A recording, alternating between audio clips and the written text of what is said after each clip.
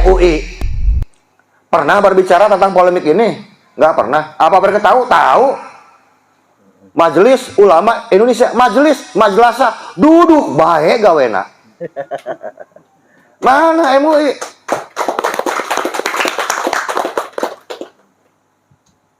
Urusan begini mah takut. Kirain bergerak Nahdien movement dari akar rumput. Kita paham, kiai-kiai kita yang duduk di PBNU, PW, PC, MWC tidak berani berbicara. Kenapa? Kenapa? Karena yang dipertaruhkan adalah kursi jabatan mereka. Pasti itu. PBNU nggak bicara, bukan nggak tahu. Bahkan sangat banyak para kiai-kiai sekarang yang dalam struktural itu yang tahu tentang kebenaran kajian ini. Tapi mereka lebih baik diam dan menyelamatkan kursi jabatan mereka masing-masing. PBNU bungkam, PBNU, PCNU, bungkam semua. Makanya kita ini mewakili Nahdlatul Ulama. Karena apa? Karena kiai-kiai kita banyak yang bungkam, kita yang speak up, kita yang ngomong, dan kita yang mengeluarkan fatwa untuk mereka. Kita nggak peduli dengan MUI. Kalau perlu MUI kita kasih fatwa nanti. Ya, sepakat kiai. Iya, apa kerjanya? Lembaga resmi loh MUI ini. Dapat duit lagi. Mana suaranya untuk kita? Dan satu-satunya lembaga ulama yang uangnya tidak boleh diaudit adalah MUI. Loh, saya bilang, MUI sudah jadi lembaga maksum sekarang? Hah? Sudah jadi lembaga malaikat, sampai keuangan tidak boleh diaudit. Harusnya dia muncul. Hei, Bapak KPK, Bapak BPK, tolong periksa dong keuangan kami. Itu keren kalau MUI berani. Cuman berani nggak ya kira-kira? Itu pertanyaan besar buat kita. Kita nggak pernah tahu. Dapat uang jor-joran dari pemerintah, dipakai buat apa? Kita nggak tahu juga. Kerjanya apa sih? Cuman bikin surat halal aja. Jangan salah. Kita adalah pejuang dan petarung Nahdlatul Ulama. Kita sedang membangun dan mendekatkan kembali marwah Nahdlatul Ulama seatas-atasnya.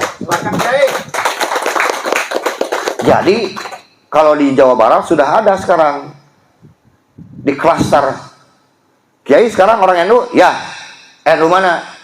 NU PWI atau NU Balawi sekarang. Harus jelas dulu. Harus jelas, Bah.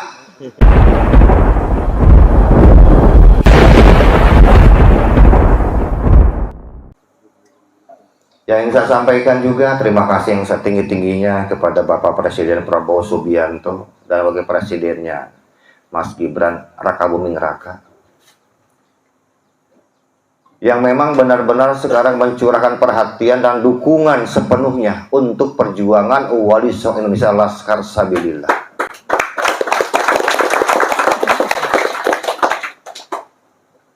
Buktinya mana? Buktinya mereka mengutus langsung Jenderal Dudung dan Jenderal Nur Wahid kemarin waktu Rakernas di Tangerang, pesantrennya Kiai Imad. Taunya dari mana? Taunya dari mobil yang dipakai. Mobilnya apa? Platnya ada lambang Garuda. Jadi ketika pejabat pemerintah menggunakan mobil dinas, berarti ini adalah dinas kepemerintahan. Bukan datang atas unsur pribadi, tidak. Jadi memang betul-betul atas perintah Presiden Prabowo untuk menghadiri Rakernas PWI dan diangkat menjadi Dewan Kesepuhan bersama Mbak Dimyati. Karena itu kesempatan besar bagi kita, tidak perlu takut karena pemerintah sekarang di belakang kita semua. Sampai saat ini tidak ada satupun ahli ilmu dari kalangan mereka yang mampu membantah tesisnya Kiai Imad. Satu. Sampai sekarang. Yang kedua, saya kemudian muncul berbicara dengan Kiai Imad bahwa karya saya untuk menguatkan tesis Kiai Imad dalam bidang Rijalul Hadis. Yang namanya Rijalul Hadis adalah perawi hadis. Perawi hadis ini sudah tercatat dalam kitab-kitab hadis. Dalam kitab Sahih, Sunan, Musnad, Mujam, semuanya sudah tertulis, tidak bisa ditambah atau dikurangi. Setuju enggak, Kiai? Nah, karena kajian hadis ya, Rijalul Hadis, kajiannya sangat-sangat objektif. Kita bicara langsung rijalnya, bicara sekarang orangnya. Kalau ada mana namanya dalam kitab apa, kalau nggak ada, ya nggak ada, jangan ngeyel, sudah selesai. Makanya sampai sekarang orang Balawi gak bisa bantah sekarang kajian Rijalul Hadis. Kenapa? Karena nama leluhur mereka yang begitu luar biasa diglorifikasi, ternyata tidak tercatat satupun dalam kitab-kitab hadis. Artinya orang ini tidak ada. Nanti saya terangkan kajian ilmiahnya. Apabila mereka menyebarkan kejahatan, kebatilan dengan sangat masif, artinya harus dilawan juga dengan kebenaran secara masif juga. Mereka masif, kita pun harus lebih masif. Kita ini putra-putra Nusantara. Kalau bukan yang meluruskan sejarah NKRI, bukan kita, lalu siapa? Kita ini semua warga Nahdlatul Ulama murni. Kok tiba-tiba ada framing bahwa kita ini ingin menggeser kedudukan Nahdlatul Ulama? Mustahil. Wong kita ini semua orang NU kok. Kalau posisi kita sekarang ingin menggantikan fatwa-fatwa yang disampaikan oleh para petinggi kita dari PBNU, PWNU, PC, MWC, betul. Kenapa? Karena suara mereka sudah terikat oleh sebuah kepentingan. Apa betul fungsi ulama harus membiarkan polemik yang bertahun-tahun? Kenapa baru sekarang speak up? Kenapa sekarang baru ngomong? MUI pernah berbicara tentang polemik ini? Nggak pernah. Apa mereka tahu? Tahu. Majelis Ulama Indonesia, Majelasa, duduk baik gawena. Mana MUI?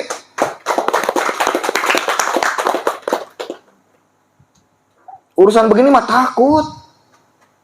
Takut lapar ya. Takut kelaparan. Biasa dapat setoran mungkin.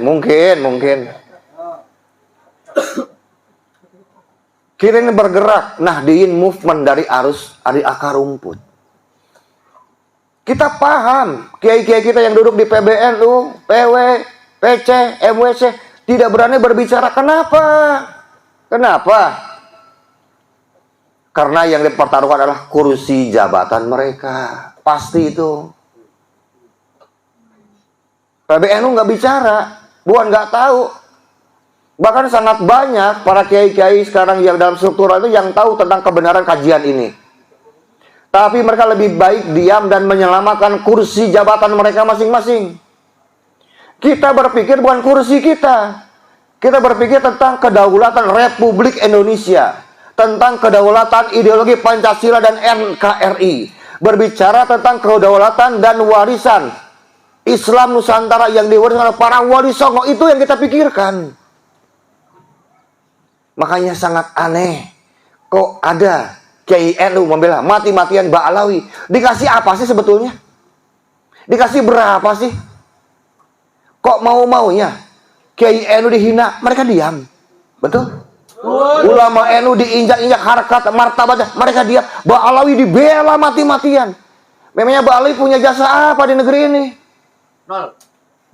Wong mereka jelas dalam sejarah anteknya Belanda, anteknya VOC, penjajah Belanda.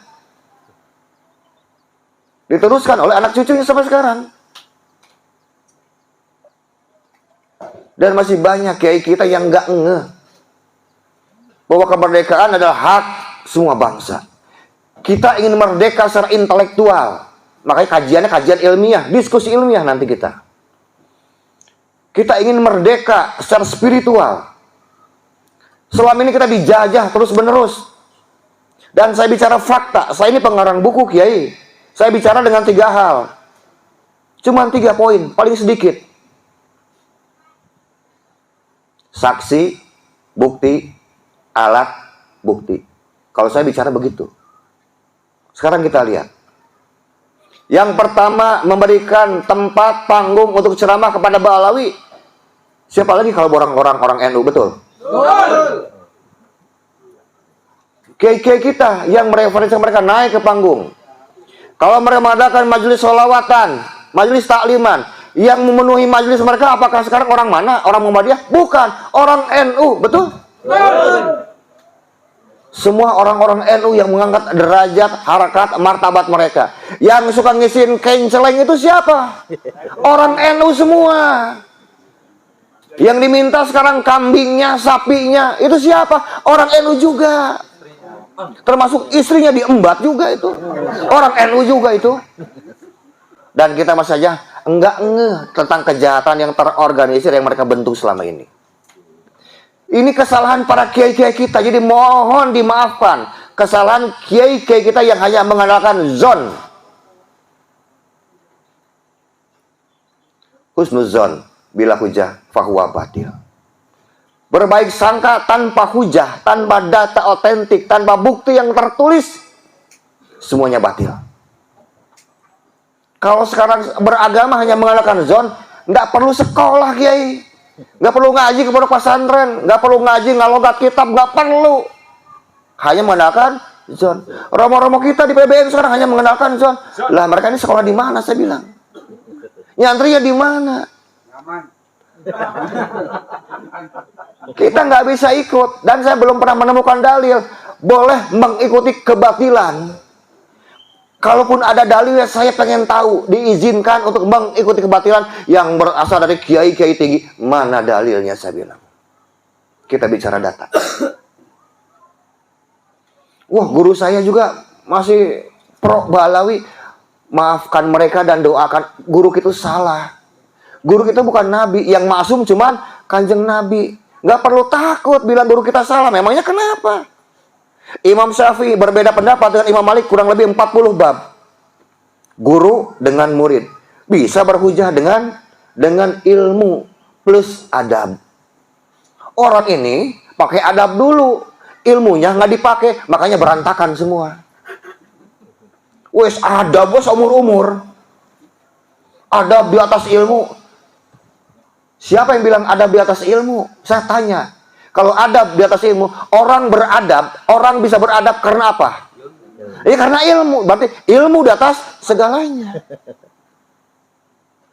Kullu syai'in yahtaju ila ilmin. Setiap perkara butuh ilmu. Laisa ilmu yahtaju ila syai'in. Bukan ilmu yang butuh sesuatu, enggak. Segala perkara butuh ilmu. Ilmu apapun. Wa kullu ilmin yahtaju ila rawi. Dan setiap ilmu butuh perawi. Ya, sudah masuk kajiannya nih, Yai. Butuh perawi, butuh rijalul hadisnya.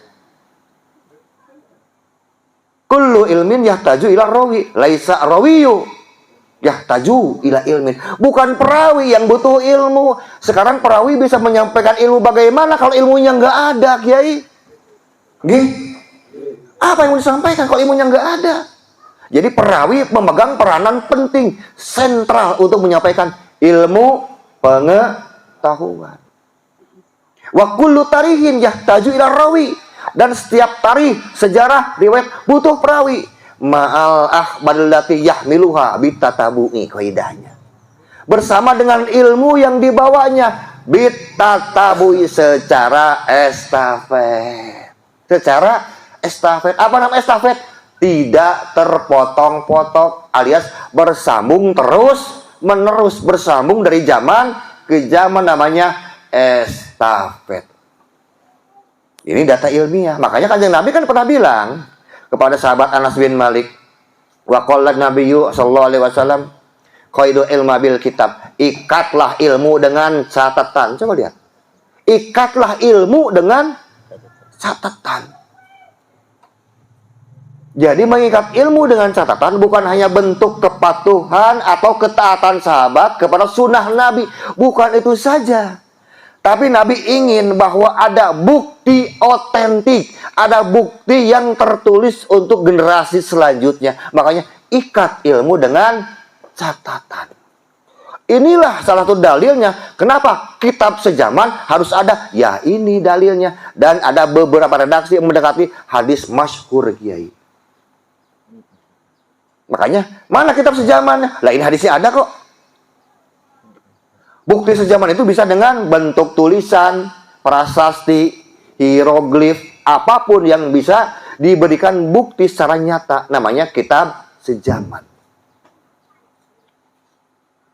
Nabi mengajarkan bentuk keilmiahan. Jadi agama Islam sangat ilmiah. Nah, sekarang kita bedah. Contoh tadi, Anas bin Malik. Dia sebagai saksi. Saksi apa? Saksi hidup atas keberadaan Kanjeng Nabi Muhammad SAW. Dan bukti nyata bahwa beliau ini meriwayatkan sebuah hadis karena disebutkan namanya menjadi bukti. Lalu alat buktinya mana? Alat buktinya wa qala nabiyyu sallallahu alaihi wasallam khairul ilmu bil kitab. Ikatlah ilmu dengan kitab. Redaksi hadis itu menjadi alat bukti. Jadi perawi rijalul hadis itu menjadi saksi, ya bukti dan alat bukti. Harus memenuhi 3 unsur. Kalau tidak ada, bohong ini. Ayo kita coba sekarang kita cek. Contoh, kita mengenal Imam Malik, gurunya Imam Syafi'i. Salah satu silsilah hadisnya beliau, Imam Malik bin Anas an Imam Syihab Az-Zuhri an Nafi Maula Ibnu Umar an Ibnu Umar an Umar bin Khattab an Nabi Muhammad sallallahu alaihi wasallam bit tatabu'i yai. Silsilahnya nyambung semua. Imam Malik gurunya Syihab Az-Zuhri. Imam Az-Zuhri muridnya An-Nafi Ibnu Umar. Nafi Ibnu Umar muridnya Ibnu Umar. Ibnu Umar muridnya Umar bin Khattab. Umar bin Khattab muridnya Kanjeng Nabi Muhammad SAW. Dari Nabi Muhammad kepada Imam Malik ada 5 tobakoh, ada 5 tingkatan. Harus ada yang namanya tobakoh tingkatan. Yang meriwayatkan sahabat itu adalah tobakoh pertama, tingkatan pertama. Contoh yang lain, seperti Imam Syafi'i punya murid Rabi bin Sulaiman dan Al-Muzani. Betul, Kiai? Ini adalah artinya tobakoh pertama di zaman Imam Syafi'i. Murid Imam Syafi'i ini yang meriwayatkan kaul-kaulnya Imam Syafi'i. Kita ringkas sekarang. Yang namanya Ahmad bin Isa. Ada 2 Ahmad bin Isa itu. Ada Ahmad bin Isa Al-Basri yang dianggap sebagai leluhurnya Ba'alawi, dan ada Ahmad bin Isa Al-Baghdadi. Ahmad bin Isa Al-Basri wafat 345 Hijriah. Ahmad bin Isa Al-Baghdadi wafat 350 Hijriah. Cuma 5 tahun bedanya. Makanya Kaibat itu rujukannya apa? Kepada Ahmad bin Isa Al-Baghdadi yang punya putra 3, Muhammad, Ali, Usaid. Cocok dengan saya karena ini orang Baghdad. Dia bukan ulama. Makanya Ahmad bin Isa Al-Baghdadi disebut juga dengan Ahmad bin Isa An-Nafat, Ahmad Al-Abah. Beliau adalah seorang pengusaha minyak. Kaya raya. Dan beliau bermadzhab Syiah. Kalau tidak Syiah Imamiyah, Syiah Ja'fariyah. Dan keluarganya dari semenjak dulu abad keempat, makamnya sekarang itu di Wadi Salam, daerah Najaf, Irak, sampai sekarang membiayai keluarganya. Dari mulai beliau sampai sekarang masih ada keturunannya membiayai acara festival Karbala. Sampai saat ini masih ada keluarganya. Itu yang asli, yang di Baghdad. Nah, sekarang kita cerita bahwa beliau ini kan bukan ulama, bukan ahli hadis, bukan mustahid mutlak, tapi diriwayatkan dalam 13 sampai 14 kitab. Diriwayatkan, Kiai. Ada namanya. Lah, ini Baghdad, ini Basro, kayak Bandung, Jakarta lah gitu, nempel kotanya deketan. Sekarang Ahmad bin Isa Al-Basri ini lahirnya kan 260 Hijriah. Sekarang kita cek lihat. Saya contoh 4. Kesatu ini Imam Muhammad Ibnu Jarir At-Tabari, lahir 224 Hijriah. Kitabnya kitab Tarikh At-Tabari dan Tafsir At-Tabari. Semua ulama mengetahuinya. Mustahid mutlak mustakil beliau. Ahli hadis, mu'arikh, ahli tafsir, ahli hadis. Wih, segala macam ini ahli segala. Imam Ibnu Jarir At-Tabari 224 Hijriah. Kemudian era kedua ada lagi Imam At-Tabarani 260 Hijriah. Kitabnya Sunan As-Shogir, Sunan Al-Ausat, Sunan Al-Kabir, dan Musnad As-Samiyin. Orang Irak. Kemudian tahun 260 juga lahir yang namanya Ahmad bin Isa, tahun 260. 1 tahun persis sama dengan Imam At-Tabarani. 1 tahun. Kemudian Katanya, beliau ini seorang imam, ulama, ahli hadis, dan mustahid mutlak. Katanya, pakai katanya. Setelah ini 260. Ada lagi anaknya, 278 Hijriah, Ubaidillah bin Ahmad Al-Muhajir, 278. Cuman antara ini ada lagi ulama-ulama kita di Irak semua. Ada Imam Ibnu Mandah, ada Imam Al-Baihaqi, ada Imam Ibnu Hibban, ada Imam Ibnu Huzaimah, dan ada Imam Al-Hakim. Dari mulai Imam Ibnu Jar atau Bahri sampai Imam Al-Hakim, ini kurang lebih 400 sampai 500 tahun. Yang menarik, dari mulai Imam Ibnu Jari atau Bahri 224 Hijriah sampai sekarang Imam sekarang atau Baroni 260 Hijriah. Beliau wafat 360. Jadi umurnya 100 tahun panjang Imam Tabarani ini.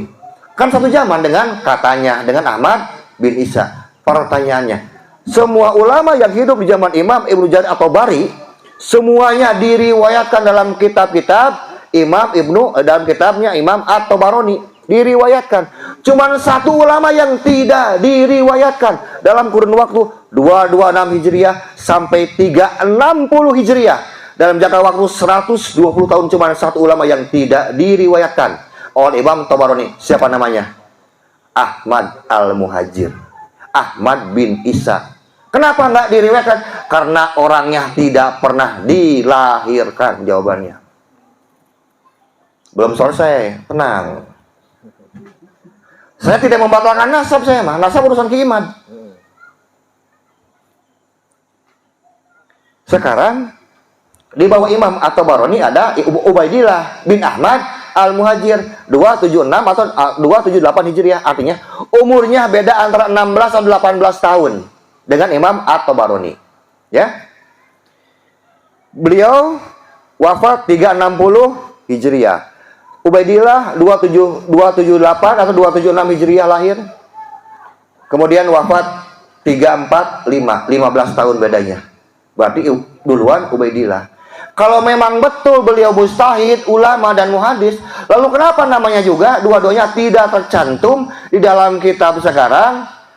Kitab Sunan As-Shogir, Sunan Al-Ausat, Mujam Al-Ausat, Mujam As-Shogir, Mujam Al-Kabir, dan kitab Musnad As-Samiyin. Kenapa dua-duanya tidak tercatat, tidak terkonfirmasi? Karena dua-duanya tidak pernah dilahirkan. Kan beliau mustahid. Kan beliau ahli hadis. Kan katanya ulama. Ulama yang hidup setahun semuanya terkonfirmasi, terekam, tercatat dengan baik. Terus kenapa ini dua-duanya nggak tercatat? Kita bicara kehadiran mereka sebagai ulama ada atau tidak.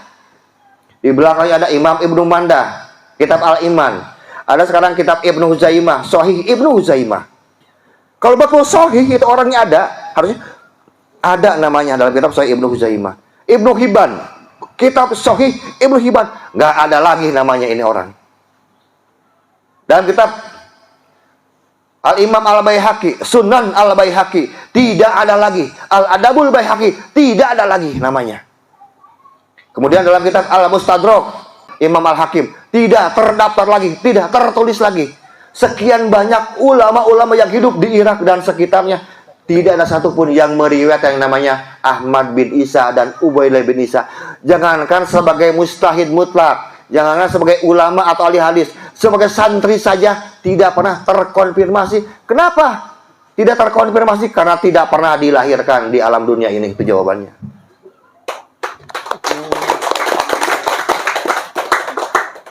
Kita bisa mencek tentang kelahiran Imam Syafi'i dalam kitab Manaqibu Syafi'i karya sekarang Imam Al-Baihaqi.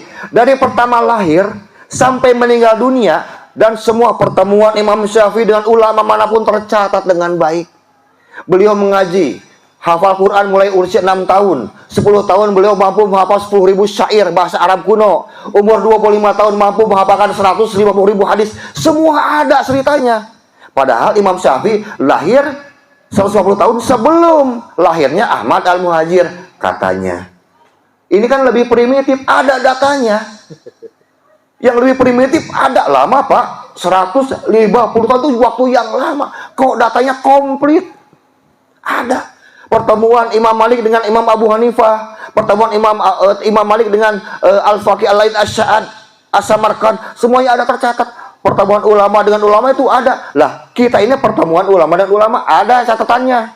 Malah kita bukan mustahid. Ini sekelas mustahid, nggak ada catatannya, Kiai. Gimana ceritanya saya bilang? Ngeyel bener. Jadi betul-betul ora ono, ora maujud teu aya. Boten enten. Betul-betul nggak ada. Betul-betul gaib kubro ini mah. Saya bicara tentang data. Kalau ada, iya mana datanya saya bilang. Coba. Katanya nanti orang bilang, ya kan yang tidak tercatat kan belum tentu tidak ada. Yang kita obrolin ini kan seorang ulama besar. Seorang ahli hadis. Seorang mujtahid mutlak. Yang kita omongin ini kan bukan tukang ngerambutan. Bukan tukang ngeroti. Bukan tukang bawa rumput. Bukan. Kalau mereka nggak tercatat ya wajar. Ini seorang ulama besar, diglorifikasinya, diangkat, disanjung, diberikan gelar luar biasa dalam keislaman. Mustahid mutlak. Dan dalam sejarah Islam, saya pernah mengecek itu, kalau sekarang mustahid mutlak bilang misalnya gini, qala Imam Syafi'i. Yang saya cek aja itu baru 1600. Qala Imam Syafi'i 1600. Imam Malik, Abu Hanifah kurang lebih 1000 dan 1200, Kiai. Makanya aneh. Kok ada sekelas mustahid nggak pernah berfatwa? Dia ngajarnya di mana? Di mana sih ngajarnya? Kolam. Kita pengen dengar. Qala Imam Ahmad bin Isa. Kan enak ya dengarnya. Ini nggak ada satupun. Atau qala dari anaknya Imam Ubaidillah bin Ahmad bin Isa. Qala. Ya mana kolanya saya bilang? Kolak pisang. Yang ada kolak pisang dan Coca-Cola nanti. Tuh kata Mbah Jarno. Kita bukan ajaran kebencian, enggak. Kita hanya ingin berbicara berdasarkan saksi, bukti, dan alat bukti. Ya mana saya bilang. Coba lihat. Karena tidak ada satupun mustahid, baik mustahid mutlak, mustakil, mustahid mutlak, gair mustakil, mustahid madhab, mustahid morojeh, mustahid fatwa, kecuali mereka semua adalah perawi ilmu hadis. Mereka semua adalah rijalul hadis. Semuanya meriwayatkan hadis. Makanya mana? Sekali lagi, rijalul hadis itu sudah tertulis dalam kitab-kitab hadis. Makanya tidak bisa ditambah dan tidak bisa dikurangi. Makanya mana yang namanya Ahmad bin Isa dan Ubaidillah bin Ahmad bin Isa ada dalam kitab apa? Kalau memang betul mustahid. Kalau memang betul sekarang ulama ahli hadis, mana kitabnya? Ternyata ono Boten enten. bohong lagi itu. Jangan marah, kita bicara fakta. Fakta itu adalah kenyataan yang apa adanya, yang memang nggak ada. Coba, dia Ahmad Al-Muhajir lahir 260 Hijriah. Seharusnya mulai dalam kitab abad keempat itu sudah tercatat kalau memang betul mustahid. Ada enggak? Enggak ada. Abad 4, 5, 6, 7, 8, 9 enggak ada semuanya itu orang-orang. Pokoknya. Ubaidillah pun enggak ada. Karena tradisi ulama kita ketika ulama ini hadir dalam satu zaman itu sudah mulai diriwayatkan oleh ulama-ulama yang hidup sejaman dengan mereka. Jadi posisi mereka yang meriwayatkan ini adalah sebagai saksi hidup. Seperti tadi Anas bin Malik menjadi saksi adanya Kanjeng Nabi Muhammad Sallallahu Alaihi Wasallam. Jadi harus ada apa yang saksi hidupnya. Semua kelahiran itu ada saksinya. Oh ini nggak ada. Istri kita kalau lahir aja yang jadi saksi siapa kelahiran anak-anak kita? Kita RT, Ibu RW, DKM masjid, tetangga, itu saksi syahadah namanya. Padahal bukan keluarga bangsawan kita itu, bukan keluarga kerajaan. Ini kan katanya keluarga bangsawan, keluarga kerajaan. Terus yang jadi saksi kelahiran sekarang Ahmad bin Isa dan Ubaidillah bin Ahmad bin Isa, mana saksinya? Nggak ada lagi.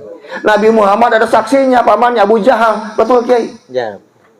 Ada saksinya, sampai senang ya.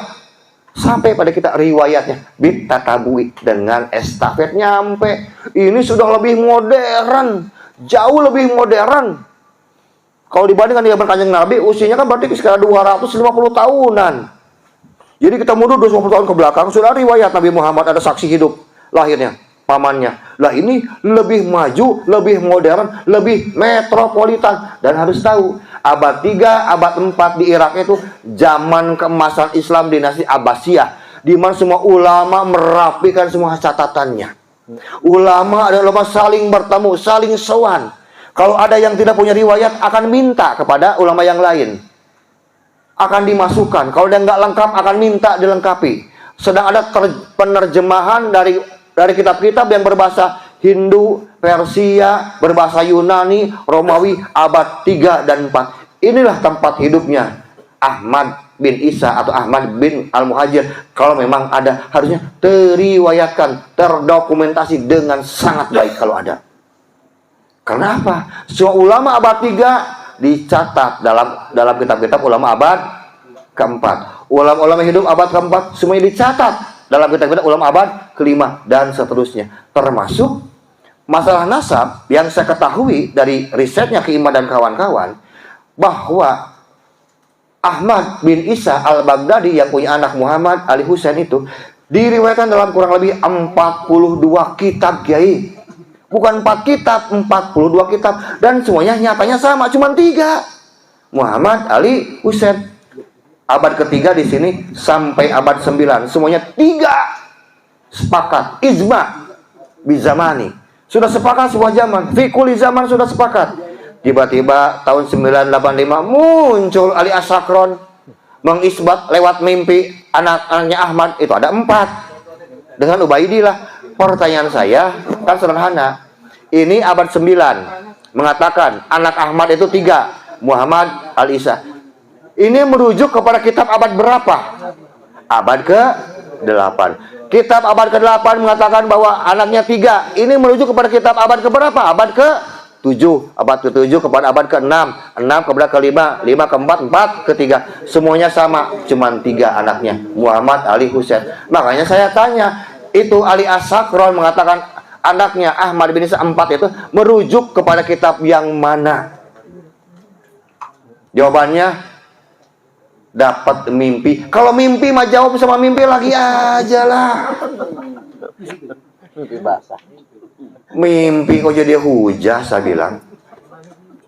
Lah inilah salah satu kejahatan Ali As-Sakron abad 9 sampai abad 11. Waktu di Bali kan saya pernah bilang bahwa Ba'alawi ini secara keluarga, Ba'alawi ini berasal sekarang dari dinasti Fatimiyun.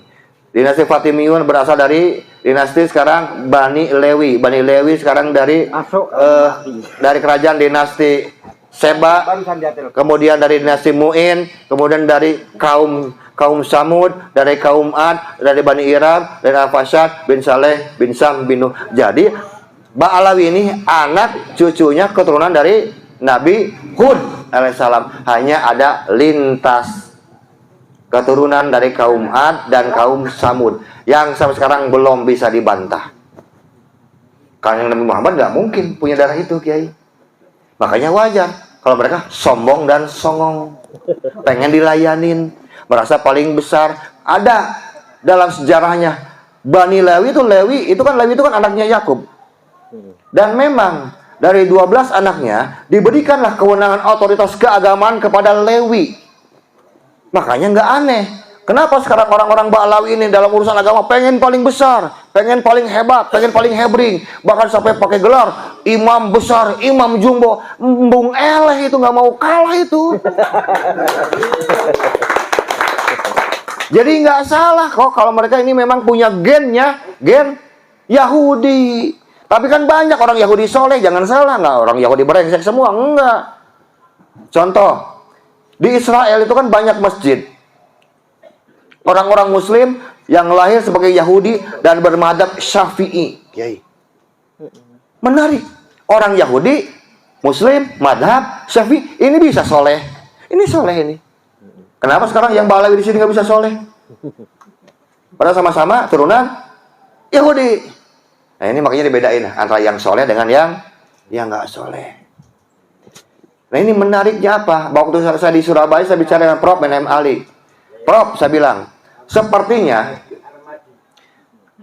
penisbatan nama Arab Aribah dengan Arab Musta'ribah sudah ratusan tahun terbalik, saya bilang. Profesor M. Ali bilang, kok bisa gitu Yai? Ini hasil riset saya, Prof. Tapi kalau saya salah, tolong dibenarkan. Saya katakan begini, Nabi Ibrahim alaihissalam dalam manuskrip klasik dan tua dikatakan berasal dari suku Muzarab, Muzaribe, Ya'rib, Ya'rub. Apa akar katanya? Arab dan Aribe. Dan memang Nabi Ibrahim adalah leluhurnya Arab kuno, karena bangsa Arab kuno ada 4, yaitu Arab Sumeria, Arab Akadia, Arab Syria, dan Arab Babilonia. Dan Nabi Ibrahim termasuk suku Arab Babilonia. Suku Arab Babilonia ada 2. Arab Babilonia Abrahamik, artinya keturunan sekarang Nabi Ibrahim, dan ada Arab Babilonia non-Abrahamik. Dari Arab Babilonia Abrahamik ada 3, dibagi 3. Ada Ismailiyah, Yakubiyah, dan Madyaniyah, yaitu suku Nabi Syuaib yang sudah musnah, Yai. Mereka semua berarti suku Arab. Baik Nabi Ismail dan Nabi Ishak jelas-jelas suku Arab murni, yaitu Arab Aribah, bukan Arab Musta'ribah. Kenapa? Berdasarkan ilmu pengetahuan zaman sekarang, biologi modern, ternyata bahwa haplogrup J hanya dimiliki oleh suku bangsa Arab yang 4 tadi, Kiai. Artinya sudah terbalik. Jadi Bani Ismail adalah Arab Aribah, bukan Arab Musta'ribah. Arab Musta'ribah artinya Arab yang di-Arab-Arabkan. Ratusan tahun dalam kitab-kitab sejarah terbalik. Makanya orang-orang Ba'alawi, orang-orang Yaman, mereka mengisbat diri mereka adalah Arab Aribah, Arab murni, padahal Arab Musta'ribah. Mereka tidak masuk dalam suku golongan bangsa Arab yang 4, nggak ada satupun. Kenapa? Karena dari Abir punya anaknya 3, Falih, Samud, dan Yoktan atau Kohtan. Dari Falih turun kepada Nabi Ibrahim alaihissalam, Jai. Terus ke bawah kabar kanjeng Nabi Muhammad SAW. Dari sekarang Samud dan Yoktan ini mereka beranak pinak mulai tahun 2200 sebelum Masehi. Ingat, 2200 sebelum Masehi di mana? Di Yaman beranak pinaknya. Di sana. Dan anak Yoktan itu ada 12. Salah satunya namanya Amir bin Kohtan yang masyhur dengan sebutan Hadromaut. Itu julukan buat anaknya yang namanya Amir bin Kohtan. Kenapa ada julukan Hadromaut?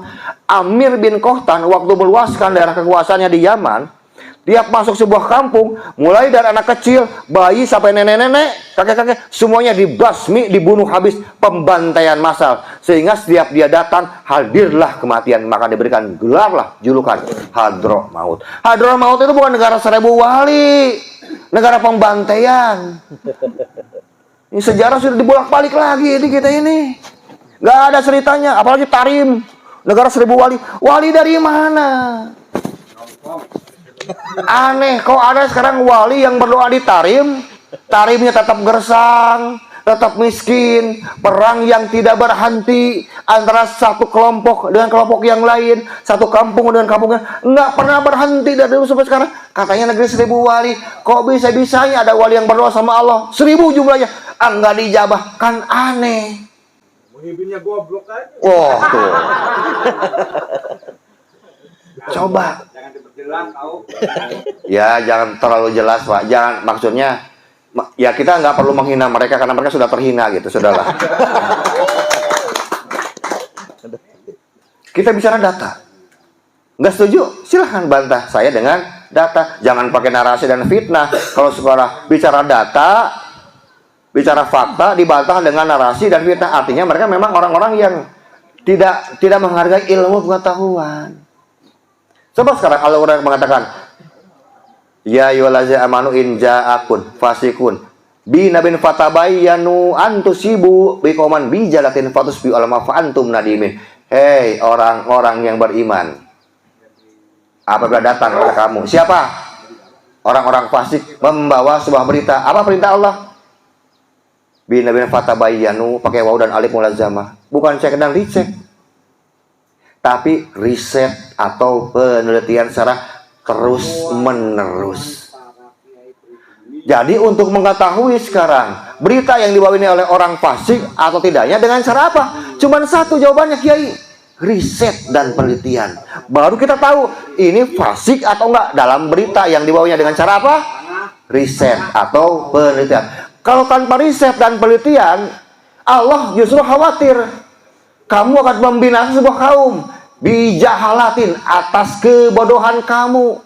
Jadi orang yang pinter itu dalam Islam orang yang melakukan riset dan penelitian, bukan pakai zon. Makanya agama Islam adalah agama ilmiah. Coba kita perhatikan di Eropa, jutaan orang masuk Islam. Kenapa? Buat mereka Islam adalah agama yang paling logis, agama yang paling ilmiah. Ini orang-orang Nasrani Pak bilangnya, orang-orang non Muslim. Islam adalah ajaran dan agama yang paling logis, masuk akal, agama yang paling ilmiah. Kita orang Islam sendiri tidak mau belajar ilmiah, malah pakai zon. Wih, ngaco ini bener.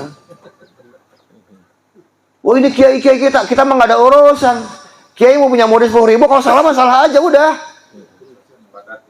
Memangnya mereka nabi bisa benar semua? Mungkin dalam bab yang lain mereka benar. Kita khidmat, kita tadiman, wa takriman. Tapi urusan ini nggak bisa pakai zon, Kiai. Nasab ini ilmu pasti, karena ada urusan dengan hak waris, urusan dengan warisan. Betul, Kiai? Ilmu pasti nasab itu, ilmu matematika. Pohon aja punya DNA, jangan manusia. Pohon punya DNA. Kalau pohon salah, DNA-nya salah, buahnya pasti salah. Nggak mungkin semangka keluar, Pak. Mustahil. Pohon mangga ya DNA-nya ya mangga, kelapa ya kelapa. Nggak ada Pak sekarang pohon kelapa kayak pohon toge segini tingginya, nggak ada. Yang segini itu namanya pohon toge, bukan pohon kelapa. Pohon kelapa DNA-nya kelapa, buahnya pasti kelapa, nggak mungkin toge. Ini orang ngaku turunan Nabi, kelakuan kayak itu. Nggak mungkin dia punya DNA Nabi, nggak begitulah. Dajjal. Dajjal itu artinya pembohong. Saya itu sedang buat buku yang ketiga dan keempat. Insya Allah mungkin Januari lah kita cetak, itu lebih tajam lagi datanya. Jadi judulnya ya sopan-sopan aja, judulnya mah konspirasi Dajjal dan kesesatan Ba'lawi di Nusantara. Kan sopan sama judulnya tuh. Subhanallah. Karena ini kita bukti sudah masuk dalam bab akidah, dan saya buktikan Ba'lawi serakidah, bukan Ahlussunnah wal Jamaah. Dan kita akan kutipkan, ambil dalam kitab-kitab primer mereka. Kita nggak pakai fitnah-fitnahan kita mah. Kitab mereka yang kita pakai. Nih kitabnya, saya bilang. Makanya jangan aneh. Kalau Bahar bin Smith bilang, hada thariqatul alawiyah. Ini thariqatul alawiyah.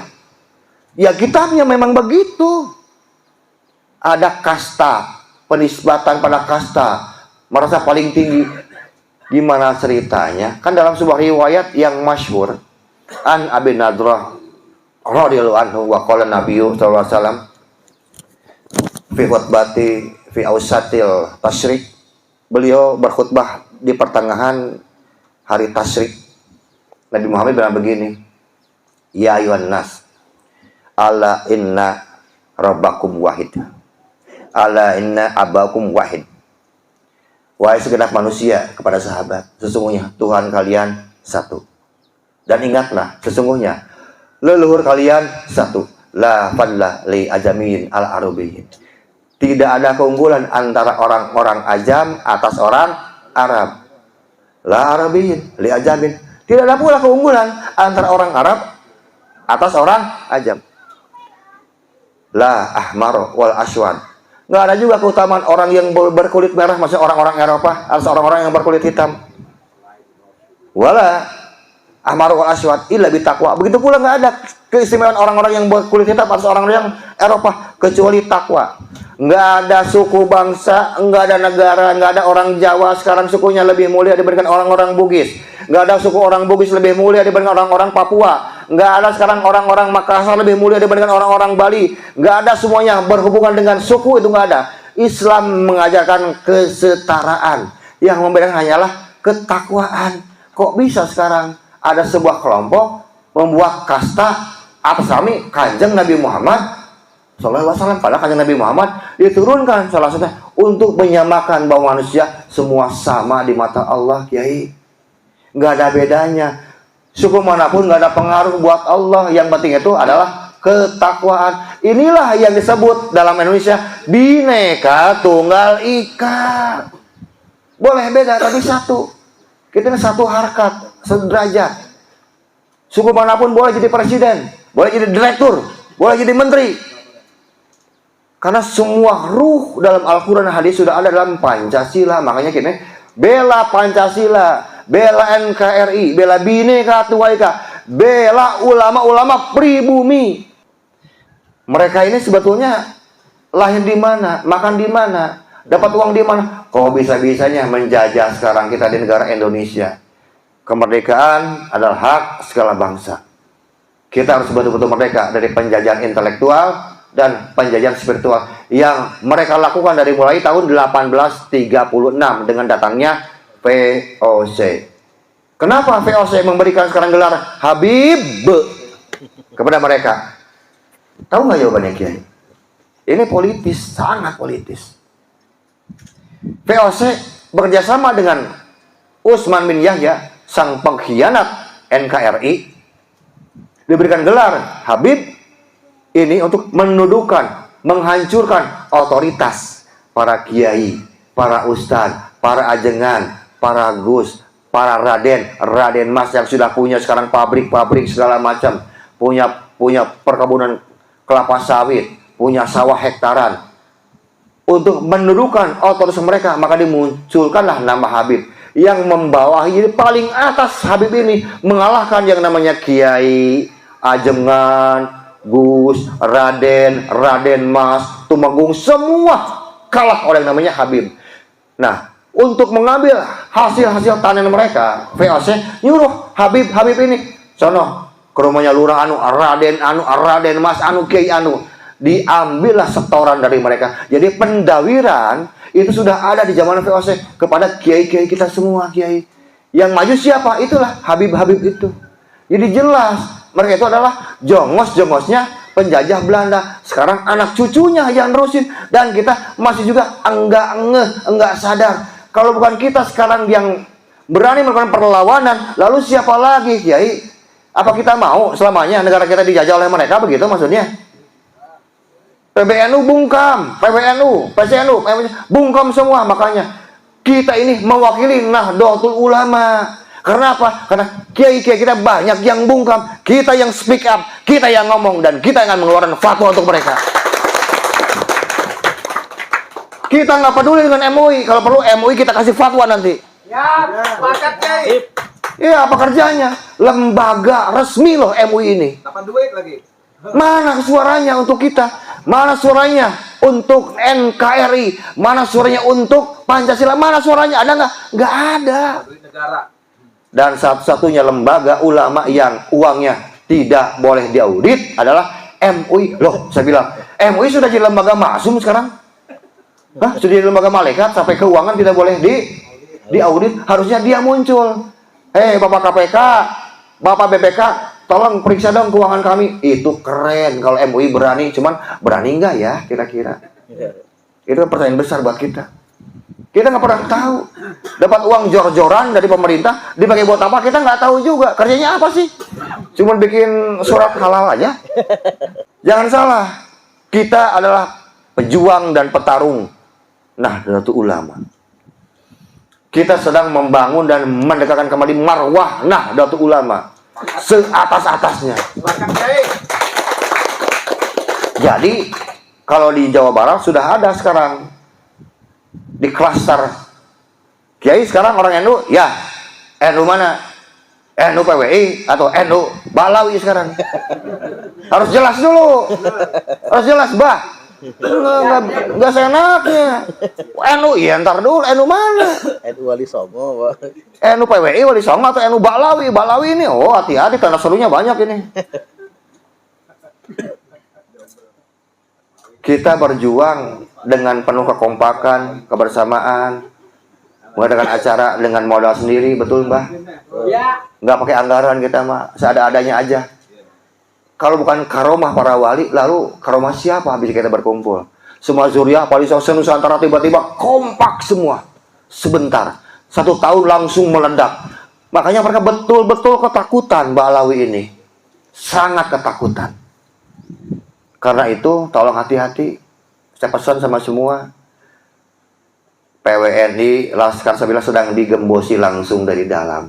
Agar cepat runtuh, cepat bubar. Mereka sudah haredang, sudah gerah dengan gerakan kita.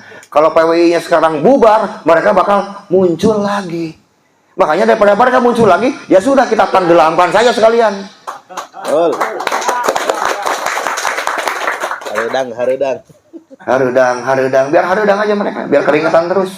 Ya Mbak, gas terus. Gaspol. Mungkin saja Kiai, karena masih ada waktu, mumpung lagi asik nih cuacanya. Cuma ada satu yang kurang kayaknya nih, saya nggak ada asbak ini. Ya kan kita mau diskusi. Ya. Nih. Ah, nggih. Matur suwun. Jadi kita buka aja dengan tanya jawab dan kita kembalikan lagi kepada moderator kita Kiai Suparman. Oke. Baik, pemaparan yang sungguh luar biasa